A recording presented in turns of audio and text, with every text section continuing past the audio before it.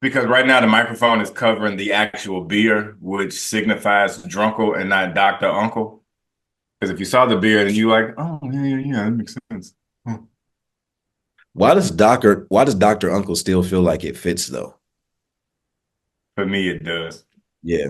Like if somebody calls you that for whatever reason, I don't think I would really be shocked, surprised, or concerned for that matter. I'd just be, makes sense for Donald. That's valid. I think Deontay is such an interesting middle name for you. It's my favorite. It's just, why does it feel random? Like Deontay is not what I would expect. Um, and it's no shade, but it is spelled respectfully. Dionte with an accent over the E. But the Deontes, Deontays, like no shade to the other folks, but it's just like, oh, okay, Deontay. But it does feel like a deviation from my name and my personality because you hear Donald and then this shows up and you like Gilliam. I ain't never met another Gilliam before. It's not like I'm like Maurice Jackson or something, you know? That's an older black man. I should have went something younger. You say Maurice Jackson is definitely they are either a pastor, or they are an activist that's been around for a really long time. There's only two Yeah, options for Maurice Jackson. Or they a former athlete from the 80s. I should have went with like Tyrone James, which also is kind of middle aged too. Anyway, Eh, Tyrone James ain't that bad. Eh, Tyree James would be younger. and there it is.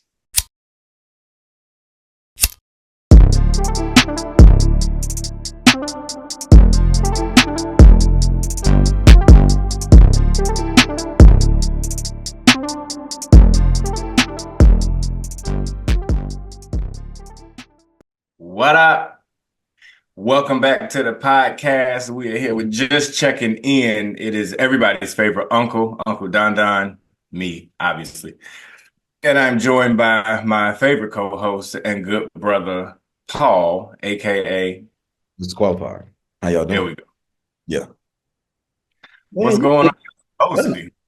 I love being cozy, man. I strive for coziness. I strive for cozy fits, So yeah, I try to be. Thank you. I appreciate that. Appreciate that. You look like are those bats out of hell behind you, or And that's exactly how I drive on the highway, like a bat out of hell. is that not all Um, Chicagoans? you say what? Is that not all Chicagoans? Okay, calm down.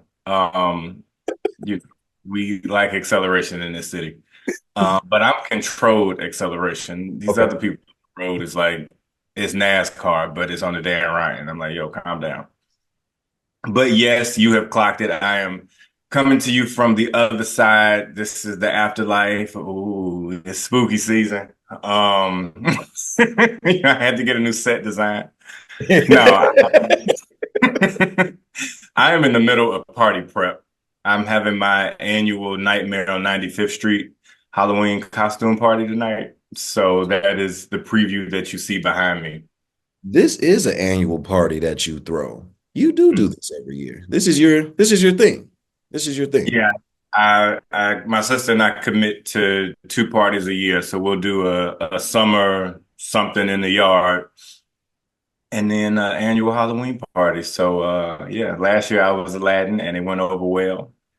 I have not been in the gym, so I'm not showing off what I would normally. So I went with Uncle Bobby from Proud Family. So yeah, that's I got the microphone and everything. Yeah, this Omo gonna be pissed. You're gonna steal his thunder. That's his line. But no, I feel like you're gonna pull that off. All of your Halloween costumes are typically pretty top tier. Like you is something that you seemingly fit, like the aesthetic naturally fits. So you're able to pull it off really well. But yeah, I have seen the costume people, so it definitely the aesthetic is there. It makes sense. It makes sense. It all comes together. But yeah, no, today we kind of talked about it or we mentioned it, referenced it maybe in the last episode. But we was talking about the toothpaste trying to get the last of the toothpaste out. And that made us think about all of the assumptions, stereotypes, remedies, whatever words you want to use that comes with growing up black. And so that's what we are going to focus on this episode is growing up black. Because man, for y'all that are not, sorry, first and foremost. But secondly, you missed out on a lot. You missed out on a once. It's a very unique experience growing up black. You learn how to be resourceful very, very early. And you just get taught things in a way that I don't think is taught in any other community, I should say. But what's one of your favorite things or favorite memories of growing up black? Um, you know what? It's funny because I just had breakfast this morning. Shout out to Mickey D's. Thinking about asking for McDonald's and your parents saying, "Do you have McDonald's money?" Because And who? like, what is McDonald's money? It's not Monopoly money. Like, it's very real. Like, you have it. And then I was thinking about this yesterday, actually. Growing up black and hearing like, "Oh, do you have McDonald's money?" I wanted to be like, "No." Like, I don't have a job, but I'm thinking like, why don't you have McDonald's money, brokey? Like, you got a job and you would provide. And I'm not saying you got to go and buy me Happy Meals every day, but I grew up in the 90s. You can't spare $5. Like, so now I'm judging my parents for not having money, but now I get it because my niece and nephew like, "Yo, can we go get something to eat? Let's go to McDonald's." Do you have McDonald's money? Because Because I I sure have, actually, I was gonna I say, got I was like, I don't. I was like, I don't know if I have McDonald's money. I have my money that may account for me, but McDonald's money seems to encompass too many people. So I understand them not having it. I completely get that. But I will say, I don't know what was worse, hearing "Do you have McDonald's money?" or hearing your mom come in and you forgot to leave the meat out that she asked you to put out. you ain't trying to hurry up and rub something together, breathe on it a little bit. Like when you had all day to take the meat out, but now she call and say that she around the corner and you like, yeah. Look, running some hot water over it, like we trying because it's been in the freezer all day, and Oh, that was the last thing she said before she walked out the door. Make sure to take that food out so I can make dinner. And you, as a kid, you not realizing at the time the position you putting yourself or your parent in at that point. You just trying to enjoy your day off, enjoy your day at the crib. Now you got a whooping coming because either that or now she pissed and you don't even get McDonald's. You get whatever the bottom tier fast food is because she mad at you. Or now it's leftovers or it's something unfavorable that's at the crib because the food and ain't. if you get a whooping from that, another little moment of growing up black, you ever got a whooping and you start crying and then they say, "I'm Yeah. gonna give you something to cry about." You Again, already I want did. like you already did. Are you not in the same room as me right now? Like, so now I'm pissed because now I feel dumb. Like, what you mean? This ain't already something to cry about? There's more? I'm Wait, supposed to laugh while you whooping me? wait. Like, you're When was not your raising first a whooping? serial killer, mom. When was your first whooping? Fun fact. I don't believe I ever got whoopings. Oh, Mama Dana I said. don't believe I ever got whoopings. Now, I will say I got something called PP, pain punishment, from my daddy. Okay. Um, but I don't know if this was, his just general aggression. I don't know if the Q dog was coming out or whatever, but he would just hit like these pain points and like grab me real hard and shake me or something. I mean, this sounds like I was abused. I really wasn't. But I've never really got whoopings because I was a pretty good kid. But in the event that something would go wrong, I got hemmed up a little bit and he called it pain punishment. So when was your first whooping? My first whooping. It was so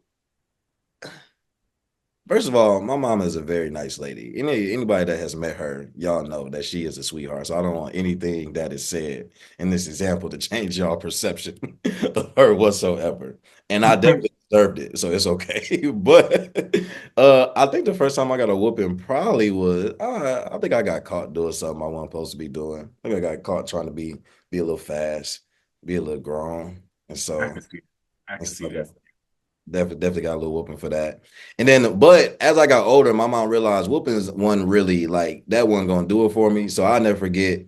I think this was like middle school. Caught myself being mad because I couldn't go to the early morning open gym. And she had told me the night before. So I called myself stumping down the stairs lightly, is what I thought I did.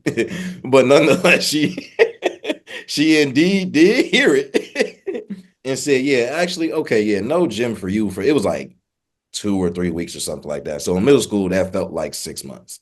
But but yeah, I think I didn't get too many whoopings for real. Like especially as we got older, it just became like, "I'm gonna take your phone," or, "Oh, you can't go here," or this, that, and the third. But yeah, whoopings were far and few in between. I'm glad that wasn't her punishment of choice. But to the pain punishment point, my uncle used to do this pressure point thing almost for fun, which is weird. But he used to do this pressure point thing on the neck that it just I don't know what he was trying to prove, but I guess it's part of my character development. I don't know. But but that's how I looked at a lot of it growing up anyway. But yeah. Yeah, maybe your uncle know my daddy because he would do the same stuff. He also would just scare us for fun, which is why, ironically, I say this in front of the Halloween backdrop, but I don't like haunted houses for that reason because he would take us to haunted houses and then like purposely terrify us there. But he would Uh, terrify y'all in the haunted house. yeah, like he would like push me into the people that's supposed to scare me or like walk off a little bit. I'm 7. I'm already terrified. Like, yo, you do realize I have a nightlight in my room, right? So now we're going into this haunted house and you like, go. No, No, he's a menace. He's a menace for sure. that's why we Um, don't talk today.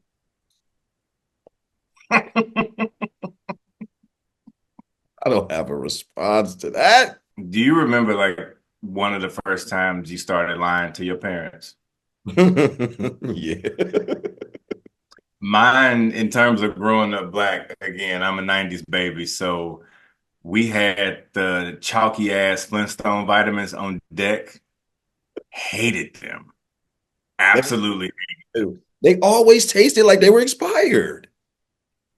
So Oh, what I this was the first time that I really remember lying and getting away with it. I would be like, when you see in the movies on like the psych ward and stuff, they give you the medicine and you hide it. yeah. I would have to eat it before I left, but I was like, this tastes terrible. So I would just take it on my way out of the door. Mm. Like, ooh, I almost forgot. I would take it, put it under my tongue, and then when I walked outside, I would spit it in the bushes and then get on the bus. And they was like, "You take your vitamins today?" I'm like, "Mm-hmm." I I took them out the house. I did not ingest them. You're not asking the right questions. So, growing up black and nasty ass Flintstone vitamins. I'm telling you, become resourceful because what you learn is you got to figure out what they asking and how you can answer the question technically correctly, but leave out the right amount of information to where you can't really say you lied because like you just didn't ask me about that specifically. Because what do I always say? Language is important. Language I is don't lie, but I duck and dodge the truth real quick. So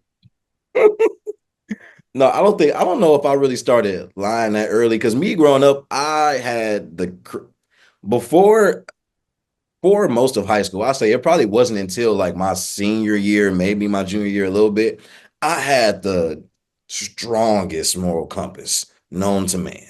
If you ask me, I would do shit wrong and tell on myself. Why? I don't know, but maybe I just feared my mama that much. I'm not sure. Anyway, I didn't really have too many situations where like I went in trying to lie, but it wasn't until yeah, it probably was high school because it would more so be lying. It would be lying about what time I wanted to get picked up because I knew the basketball game would end at a certain time, but I wanted to give myself a 30 to 45 minute buffer. Do my thing a little bit after the game, have some time. You know what I mean? So I lie about what time I want to get picked up, when the game over, etc. Um, I might have lied about where I was like one homecoming. But like also know, actually, my mom made that very difficult because my mom, she was a locator. So she soon as Sprint had that Sprint family locator, she this was before iPhones. She was like, I'm gonna know where you at. So we really couldn't do nothing, go nowhere without her knowing. To the point where one time she was like, when I did have my license, she was like, she was like, don't make me figure out just how much gas it take to get from school to home. So she would know if I stopped somewhere else before I went home. Because my girlfriend in high school, her grandma lived like 2 blocks from the school. So I would detour from when I was going home all the time. But yeah, mama didn't play that. So Yeah, I know lots I of grew up with a military parent at the time, active duty reserve, but I grew up with a military parent. So I was a good kid. I mean, also I didn't have a choice to be a good kid because my mama ran a tight ship, but I couldn't get away with the sneaking around kind of thing because I would get dropped off places, and all of that stuff. But my mama would always do recon missions before we would go. So I'm like, "Ooh, ma, can we? Somebody having a birthday party at such and such a place." She like, "Okay." I'm like, "Well, can I go?" She'd say, "Yeah, let's go and scope the place out before." So we would do it like a dry run. So like we would see like how far it would take to get there. Even when I started taking the bus places, and she was like, "Well, you can see where to go and do, reconnaissance a little bit." And in my head, I'm like, okay, we're just being prepared.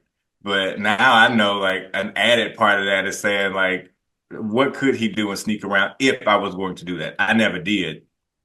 So like she was lucky with that one. But yeah, the military parents, shout out to active duty and all the veterans that, are somehow watching this or whatever. But no, she was like, we about to do recon. So if I was going somewhere for the first time, by the time I got there, it technically was the second.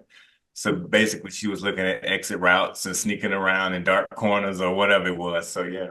that's a military shit for sure. But that's just about the same as parents being like, yeah, I need to meet their mama before you can go over there, let alone spend the night at somebody else's house. My mama was good for like, who they mama? Like who them? Let me meet them, see what type of people they are first. Which now that I'm older, I completely understand.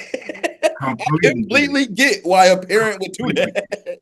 Like when you younger, you like, oh my, you blowing up the spot. Like, why can't I just go? Why you gotta be that mama? But now I'm so glad you was that mama because yeah, who are these people?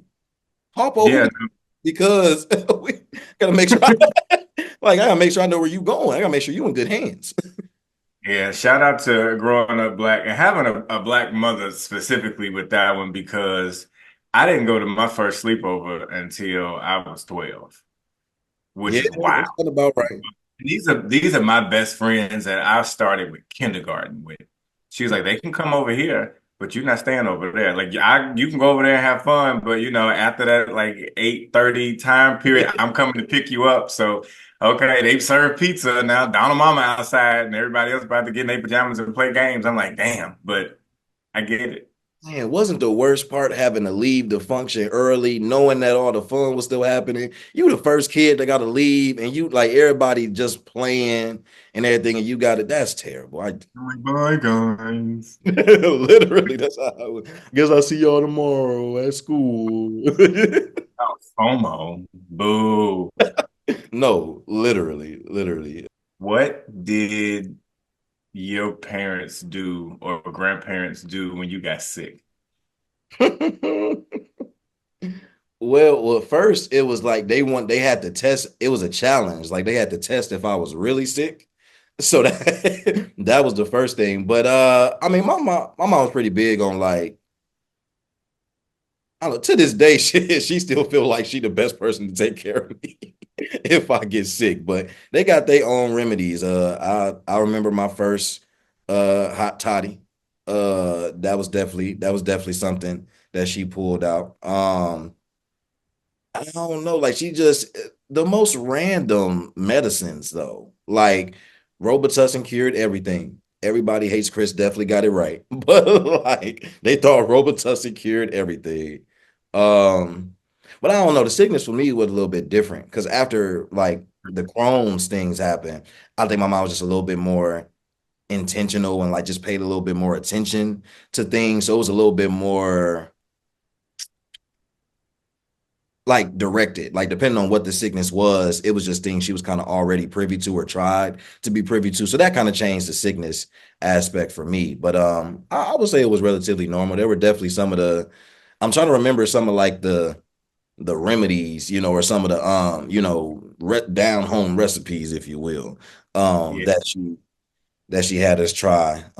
Many concoctions, many of concoctions, But And especially once you get the black grandparents involved, but having a chronic illness kind of changes the idea of growing up black. But like I come from an older family, so like my grandparents were born 1914 and 1916 in Macon, Mississippi, and Mobile, Alabama, right? So everything was just like what we could kind of find. But I think the three things, it was like levels to, I was a sickly kid too, with not chronic illness, but hell, I'm a sickly adult. My immune system is trash. So if it was like, oh, I don't feel good, it was ginger ale presented. It was just like ginger ale was gonna cure all for some reason. If it was the next level past that, it was say like I had a little cough or something, mm. lathered in Vicks, just smelling like mint. The Vicks was yeah, and like you said, lather. Why? First of all, this smells terrible. Okay. Secondly, I don't think I need it on this many parts of my body. Right? Like this did. Now, as I'm older, you hit the middle of the chest. If you can, you try to get the middle of the back as much as possible. A little dab on your forehead. Little dab under the nose. That's it. Why the whole chest needs to be covered in Vicks? The feet and then put socks on, and then you had to get under the cover up to here. You gotta sweat it out. Oh, it definitely got sweat out. They're like, yeah, go ahead, put some socks on, wear your long johns, put your pajama long johns. Oh God, long johns. That's the only thing I got teased for in school. I remember this girl, one of my friends in grammar school, Erica Williams. I'm gonna shout her out if she happens to watch this. Made me cry in like second or third grade because we used to have to change for gym. And it's the winter time. I'm growing up in Chicago in the 90s. Like we had real winter back then. And I had long johns on, but that happened to be my underwear for the day. I don't know why I didn't put underwear on and long johns. So I couldn't take them out and just be like free balling as a 9-year-old in gym. So I had on my gym shorts over my long johns, looking like a complete dumbass. And we lining up. You had to stand in your square and walk down the hall. And she like pointed at me and like laughed at me and made fun or something like that. And like we were cool, but she wasn't like my core best friend group. So Yeah. I'm like, damn, somebody from outside the house making fun of me. And yeah, I cried for that. But wearing long johns is definitely a growing up black moment. I think that's a more common mistake than people realize. I think a lot of people forgot to wear their drawers under their long johns because the long johns damn near did service. They felt like long underwear. Basic. But the worst part was like you didn't want to wear them for that reason. So like I tried to get out of wearing long johns every chance I got. I was like, do I have to? Like I'm okay. Like I'll be fine. She's like, That's no, why I don't wear them. That's why I don't wear white socks now. Yep. she don't want to, you don't want to get the P pneumonia. Why parents call it the P pneumonia as well, black parents specifically, I don't know. But I did steal that. I do think the P pneumonia is a great saying that should keep circulating in our community. But yeah, that I mean I guess this would apply for Chicago too. Leaving the house with a coat. Yeah, because and the reason why is because you're gonna catch a cold. It's like I don't think a cold is gonna throw itself to me. I might be chilly, it might come back with the sniffles, but I don't think I'm gonna catch a cold. But yeah. You let them tell it. You let them tell it you asking for death going out there. Mhm. And not in the winter. Like this is like it's maybe like 40 degrees. Yeah, it's good spring weather. You're gonna be out there running up and down the street and sweating. You're gonna come back and catch a cold. So did you have to abide by the street light? Yeah, Okay. because we have cell phones. Okay, very real. I didn't get my first cell phone. Well, first of all, fun fact, I shared my first cell phone with my sister. We were the youngest we could have been was maybe she was in third, I was in fourth grade, but it might have been like fourth and fifth grade. But yeah, the first phone we actually had to share. I don't think I got my own phone till middle school. And the worst part about having a phone early on back then is when your mama randomly checked your phone. Ooh, I ain't never deleted stuff so fast. I ain't never deleted stuff so fast. I guess But when did you first have a cell phone? I was gonna say that this is the age gap showing on just the technology side Yeah. because I didn't get my first phone until seventh grade by default. I think it was originally my daddy's phone, and my mom was like, "Nah, you don't need to be on this plan." So I got his phone, and I've had the same number ever since. But yeah, it was seventh grade. But I had been coming back from school by myself for a couple of years at that point. Hmm. So I was just out here with just a key and a roller book bag, unfortunately, You had walking a home from roller bag? man. I ain't even had a good kind either. I had the little one stick that you had to like hold in between. What a loser. Am I right? Get a load of this guy. The rolling book bag is tough. Is there anything else like major about growing up black that we didn't touch on? I mean, this list could go on for forever, but I'm trying to think Uh, what's another major staple? I say major staple in the sense of I don't experience it now, and I Mm. feel like some people do, but not for real. But bring back family reunions. Like Yeah. we actually had family reunions, and not just like oh everybody gonna get together and do something like different cities meeting family across the country. Like your cousin network expanded. Thanksgiving and holidays was big, but like growing up black, family reunions every summer was that you get to see your cousins in St. Louis and wherever else they're from. I realized where we lost the plot. I realized where we lost the plot. When we stopped having a grown folks table, we lost the plot. Because as much as what you realize as you get older that the grown folks table ain't nothing but them just talking shit about each other and being messy. Still, it's the separation. You need that separation. It's a part of the character arc, the character development to know that you can't sit at the big table with the grown folk. You got to sit over here on the folding table where the Hmm. kids that they gonna play spades on later, but that's your table when we eating. But yeah, even to that point, to the family reunion point too, it's like yeah, because even my family, like we haven't had like reunions have kind of gotten a little bit scarce. And granted, COVID kind of played a role in that too. But I don't know, that makes things like really, really difficult. Because you just lose that connection. Like you said, like growing up, knowing that you have family, XYZ. Like my mom is still big on that in general, but growing up, knowing, oh, I got family in this state or I got family in this city. So outside of the family reunions, if you ever wanted to visit or if you was ever out there, just knowing that was just a part of I don't know. I just think depending on your family and your parents too. Like my mom always enforced like knowing my family, knowing who my people are, knowing where they are. Like it's just good to know your people because you just never know what situation you might be in where you near them or around them, need some help, whatever the case may be. And you kind of learn that like sometimes you may only know somebody from a family reunion, but if you hit them up or if you in a city, like you family, and that's all that's required. So yeah, I definitely think that that's something that I guess maybe as a community we should just be more intentional about. And I'm sure there are families that absolutely uh Yeah. make sure that that's a staple. But I feel like a lot of families have lost that. But yeah, bring back separation. Bring back the grown folks table. Bring back grown folks business. I'm, And bring back bullying. I'm Let's do that. okay. Okay, let's talk about this before we head out because this came up. This came up in a couple group chats actually. Is bullying necessary? In the context of family, yes.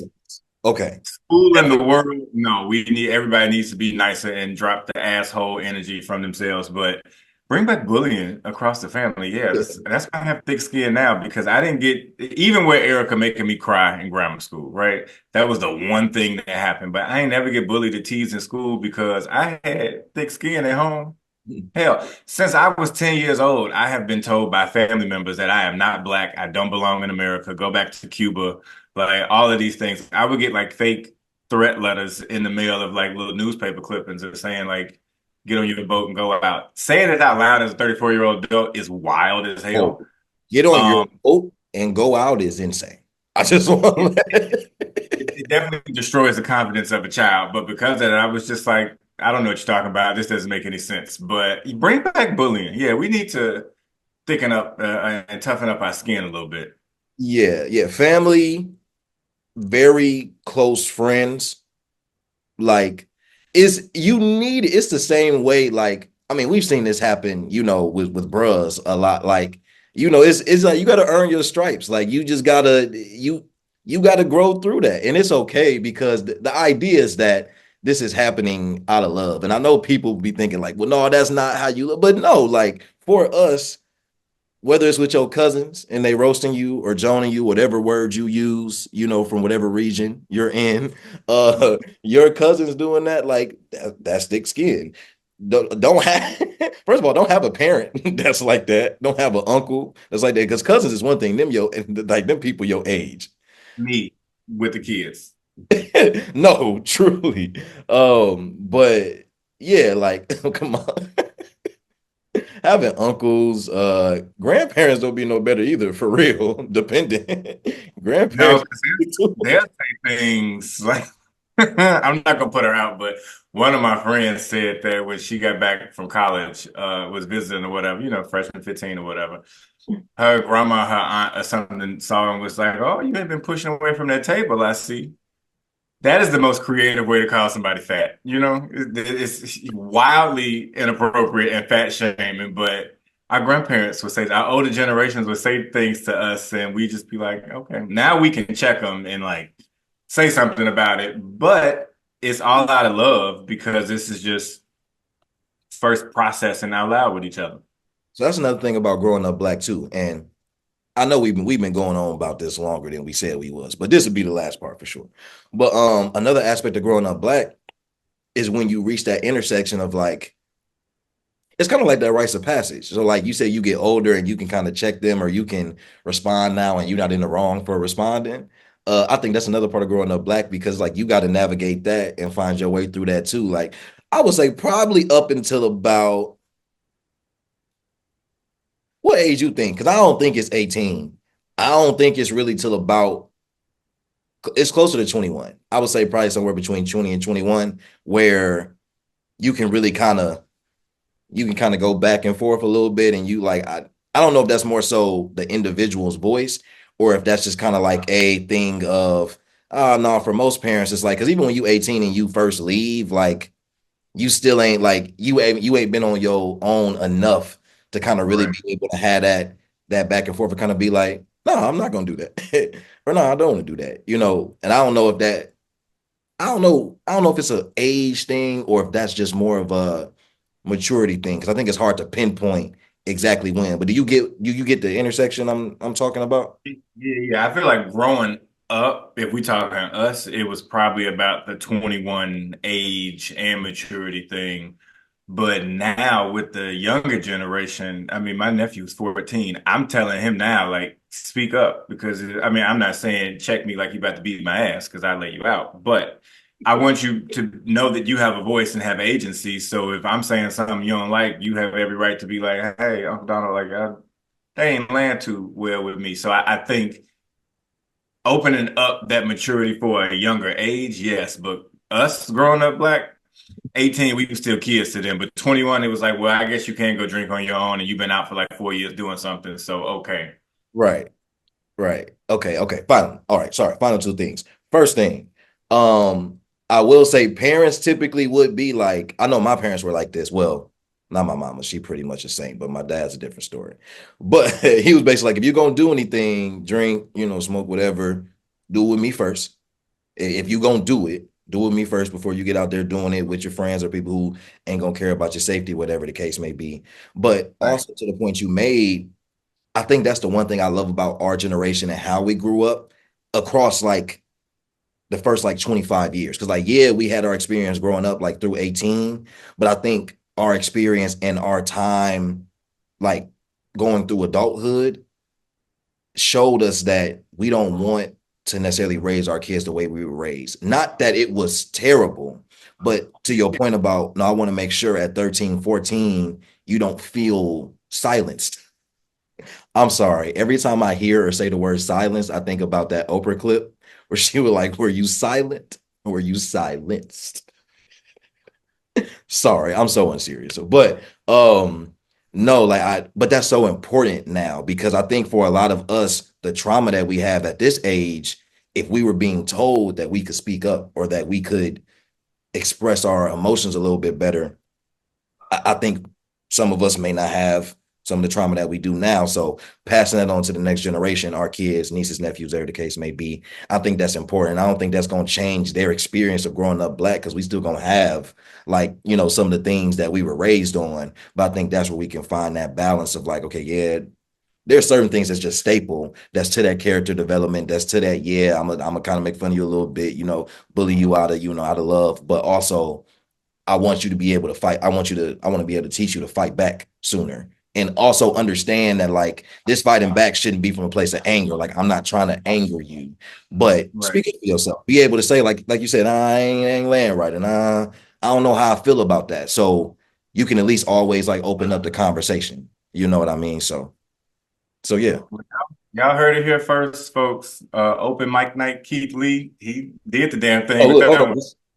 one. Gotta You got a little guitar behind you. Go ahead and start playing a little bit. look. I'm either giving a poetry reading or I'm definitely the bass guitarist for an indie band for sure.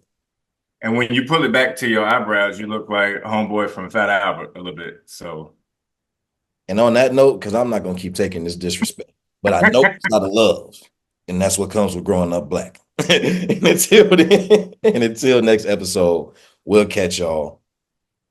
Peace. peace.